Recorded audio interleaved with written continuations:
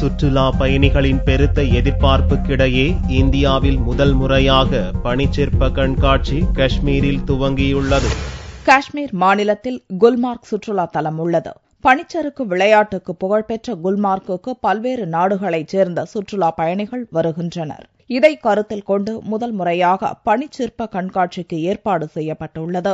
நாட்டின் பல்வேறு பகுதிகளைச் சேர்ந்த சிற்ப கலைஞர்கள் ஒரு மாதத்துக்கும் மேலாக உறைய வைக்கும் பணியையும் பொருட்படுத்தாமல் கடுமையாக உழைத்து பல பனிச்சிற்பங்களை உருவாக்கியுள்ளனர். பழங்கால கார், காஷ்மீர தேநீர் குவளை, தொட்டிலில் குழந்தை, குதிரை, மனித குரங்கு, எஸ்கிமோக்களின் பனிக்குடிசை, கிட்டார், காஷ்மீர தீக்கூடை என பல்வேறு பனிச்சிற்பங்கள் கலை நயத்துடன் உருவாக்கப்பட்டு காட்சிப்படுத்தப்பட்டுள்ளன. इस गुलमर्ग में 30 दिन से यहाँ पे स्कल्पचर कैंप में लगे हुए हैं. इसमें मेरे साथ करीबन 20 आर्टिस्ट जुड़े हुए थे जिन्होंने काफ़ी मेहनत की है इस स्कल्पचर कैंप पे.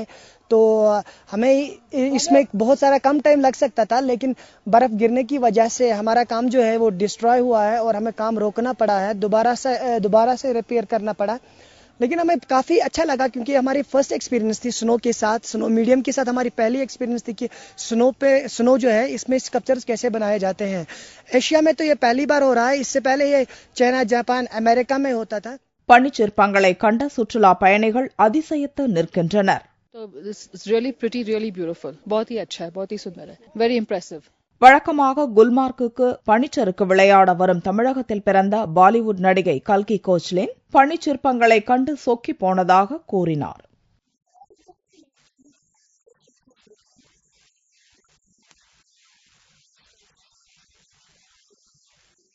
பனிச்சிற்ப கண்காட்சியை முன்னிட்டு இன்னிசை கச்சேரி உள்ளிட்ட நிகழ்ச்சிகளும் நடந்தன.